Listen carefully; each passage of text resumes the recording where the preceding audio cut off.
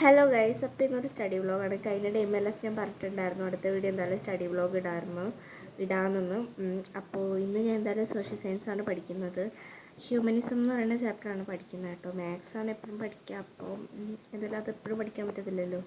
അപ്പോൾ ഇടയ്ക്ക് ഇങ്ങനെ ചാപ്റ്റർ ഇംഗ്ലീഷും മലയാളം അങ്ങനെ വായിക്കാറില്ലായിരുന്നു. ഇപ്പോൾ ഞാൻ ഹ്യൂമനിസം എന്ന് പറയുന്ന ചാപ്റ്റർ തുടങ്ങി. മാത്സിൻ്റെ അടുത്ത ചാപ്റ്റർ തുടങ്ങുന്നതിൻ്റെ വീഡിയോ ഞാൻ ഇടും കേട്ടോ.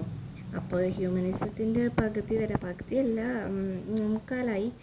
അപ്പം ക്ലാസ് കണ്ടുകൊണ്ടിരുന്നത്, പിന്നെ പകുതി വെച്ച് സ്റ്റോപ്പാക്കും, എന്നിട്ട് പഠിച്ചിട്ട് വീണ്ടും ഉണക്കും. അതാണ് പരിപാടി.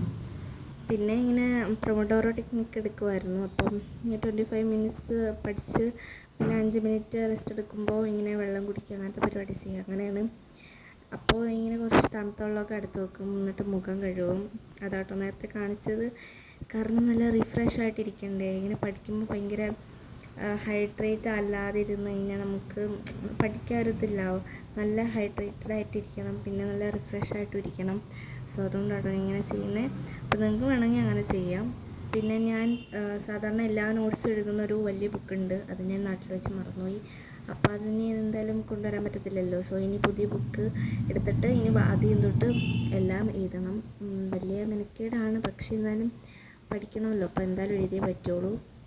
അപ്പോൾ അടുത്ത വീഡിയോയിൽ സ്റ്റഡി വ്ളോഗാണോ ഡെയ്മ ലൈഫ് ആണോ എന്ന് കമൻറ്റ് ചെയ്യണം കേട്ടോ.